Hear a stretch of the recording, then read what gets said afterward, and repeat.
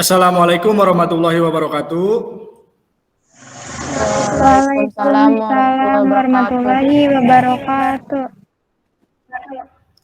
Ya, apa kabar hari ini anak-anak?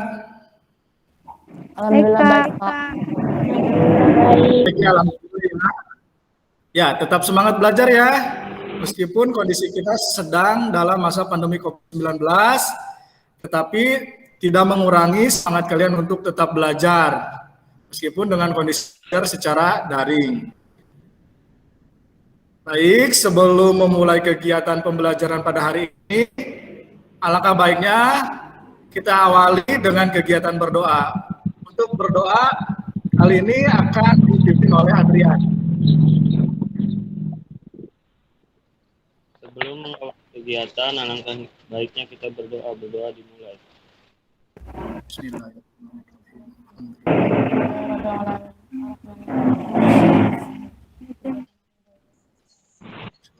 Doa. Selanjutnya, seperti biasa, silakan untuk mengisi kehadiran yang sudah Bapak share melalui Google Classroom. Sebelum memulai pembelajaran pada hari ini, Bapak ingin bertanya, masih ingat tidak dengan pertemuan sebelumnya, materi pertemuan sebelumnya? Kita berbicara tentang apa pada pertemuan sebelumnya? Kreativitas, Pak.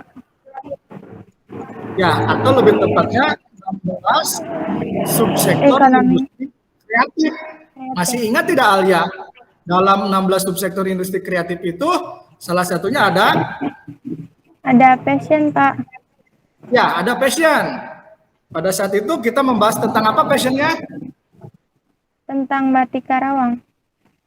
Iya, tentang batik. Sedikit Alia ceritakan kembali batik Karawang itu seperti apa?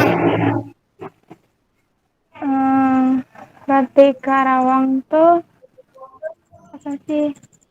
Memiliki 3 motif ya? Ya, punya 3 motif favorit. Ada motif Ya. Paresa Gedeng, terus Ya, Paresa Gedeng. Terus motif Cigentisan. Kita akan berbicara tentang upaya pemerintah dalam meningkatkan ekonomi kreatif. Sebelumnya Bapak mau bertanya, ada tidak di sini yang pernah berbelanja online? Bapak mau tanya ke Jilan. Jilan pernah tidak berbelanja online? Pernah, Pak? Pernah? Bukan pernah, Mas, sering. Oh, sering, betul, bagus ya. Iya, bisa diceritakan.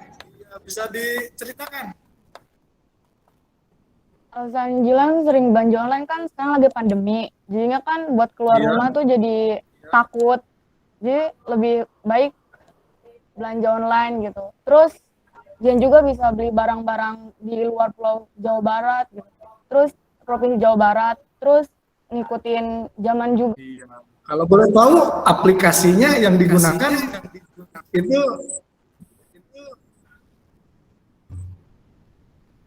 Jilan pakai Shopee, Pak. Shopee, ya. Nah nanti pada pertemuan hari ini kita salah satunya bahas tentang e-commerce, ya, berhubungan dengan salah satunya adalah industri e-commerce, yaitu diantaranya ada Shopee dan yang lainnya. Ya, Bapak akan menampilkan PowerPoint. Ada, Pak. Ya, tujuan pembelajaran kita pada hari ini yaitu melalui pembelajaran daring model PBL atau Problem Based Learning, diharapkan peserta didik ini dapat menjelaskan pemerintah dalam meningkatkan ekonomi kreatif dan dapat menganalisis dampak positif dan negatif dari maraknya industri e-commerce terhadap ekonomi masyarakat.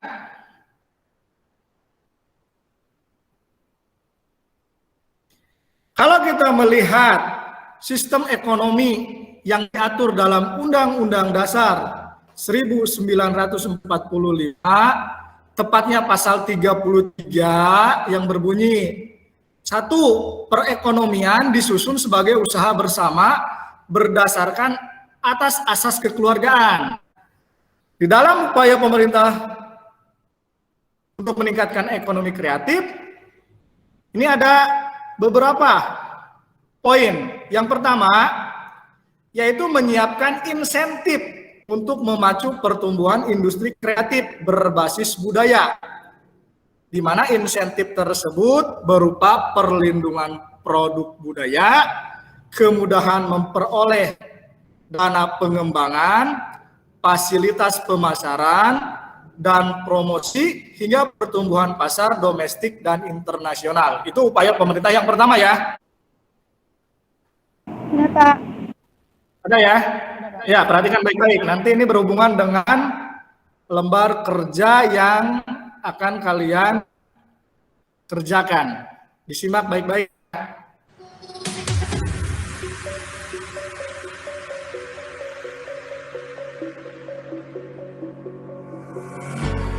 When the lights go down, I see hell in you, but you don't. Nanti silakan diskusikan oleh kalian, ya, diskusikan. Bapak kasih waktu kurang lebih sekitar 10 menit. Ini bentuk lembar kerjanya. Ada 2 pertanyaan. Silakan dianalisis, didiskusikan dengan teman satu kelompoknya. Ya, untuk pembagian kelompok sudah ya, sudah dibagi. Ada 4 kelompok. Nanti silakan yang sudah untuk mempresentasikannya melalui Room meeting ini. Kamera tetap on ya. Kamera tetap on supaya Bapak bisa menilai aktivitas diskusi kalian, mulai dari mencatat, kemudian mencari jawaban. Boleh di buku paket tuh, dibuka buku paketnya, atau mencari sumber lainnya melalui internet.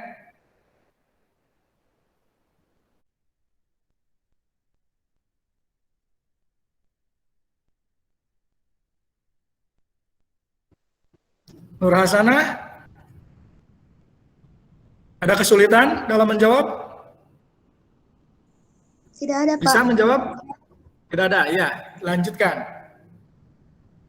Atau sudah selesai? Barangkali Sudah, Pak. sudah, ya. Dibuka ya, mute-nya. Kepada Nur Hasanah, dipersilakan. Assalamualaikum warahmatullahi wabarakatuh. Waalaikumsalam warahmatullahi wabarakatuh. Kami dari kelompok 1 akan mempresentasikan materi upaya pemerintah dalam meningkatkan ekonomi kreatif. Pertanyaannya, bentuk e-komersi apa yang sering kalian gunakan? Berilah alasannya. Lazada. Karena selain banyak dikunjungi oleh masyarakat, barang yang dijual di Lazada memiliki kualitas yang tak kalah bagus dari e-komersi yang lain. Selain itu juga, di Lazada sering ada diskon besar-besaran dan biaya ongkir juga bisa lebih murah. Coba analisis oleh kalian dampak positif dan negatif yang ditimbulkan dari maraknya industri e-komersi terhadap perekonomian masyarakat. Dampak positif. Tingginya penggunaan internet di Indonesia sejalan dengan menjamburnya bisnis online di Indonesia, atau biasa disebut dengan e-komersi. Pengaruh e-komersi terhadap pertumbuhan ekonomi penjualan barang dan jasa secara online maupun konvensional memiliki implikasi. Untuk yang penampil pertama, sudah bagus sekali ya, keren sekali. Boleh tepuk tangan, oke. Ya, setelah Siti Nur Hasanah, selanjutnya silakan. Yang akan mempresentasikan siapa? Jilan, Pak. Wah, Jilan, silakan Jilan. Harus lebih hebat dari Siti Nur Hasanah. Assalamualaikum warahmatullahi wabarakatuh. Waalaikumsalam warahmatullahi wabarakatuh.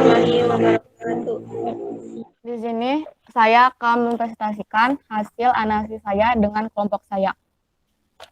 Bentuk apa yang sering kalian gunakan? Bentuk e-commerce yang sering kita gunakan adalah Shopee. Alasan saya menggunakan Shopee karena mereka banyak menawarkan cashback. Cara pembayaran lebih beragam, banyak terdapat official store, aman, barang yang dijual lebih beragam, dan saya dapat membandingkan satu barang yang sama dari toko yang berbeda. Dan Bagus, terima kasih. Boleh diberikan tepuk tangan dulu untuk Jilan. Tepuk tangannya jangan pelit-pelit ya. Sudah, Pak. sudah, Pak. Nah, ini dampak e-commerce terhadap perekonomian. Di mana tingginya penggunaan internet di Indonesia sejalan dengan menjamurnya bisnis online. Apalagi di masa pandemi seperti sekarang. Atau biasa disebut dengan e-commerce. Sedangkan e-commerce itu sendiri adalah kegiatan jual beli barang atau jasa atau transmisi dana atau data melalui jaringan elektronik, terutama internet. Di mana sekarang di era revolusi industri 4.0 itu penitik beratannya melalui internet, melalui smartphone atau HP pintar. Dengan perkembangan teknologi informasi dan software, hal ini membuat transaksi konvensional menjadi mungkin untuk dilakukan. Dari data yang ditampilkan ini, coba Alia bisa tidak menganalisis dari tampilan ini? Tokopedia mencapai peringkat nomor 1 dalam e-commerce di Indonesia, Pak. Selanjutnya? Dan e-commerce yang paling sedikit dikunjungi orang yaitu Blibli. E-commerce di Indonesia ini pertumbuhannya sangat cepat dan sangat diminati oleh masyarakat Indonesia ya. Sangat diminati oleh masyarakat Indonesia. Dan ini sebetulnya warning bagi pemerintah ya. Sehingga pemerintah itu harus bagaimana caranya para penjual atau toko-toko konvensional tetap bisa bersaing dengan kehadiran e-commerce. Biasa Bapak sudah mengirim soal evaluasi di Google Classroom. Silakan nanti dikerjakan. Selanjutnya silakan perbanyak literasi membaca, baca lagi materi yang berhubungan dengan materi IPS kelas 9. Bila tidak ada pertanyaan, kita akhiri kegiatan pembelajaran hari ini dengan mengucapkan hamdalah bersama-sama.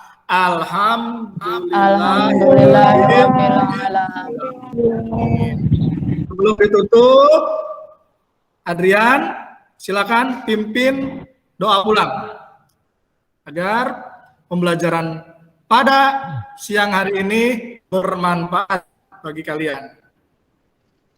Silakan Adrian. Sebelum mengakhiri kegiatan, alangkah baiknya kita berdoa. Doa dimulai.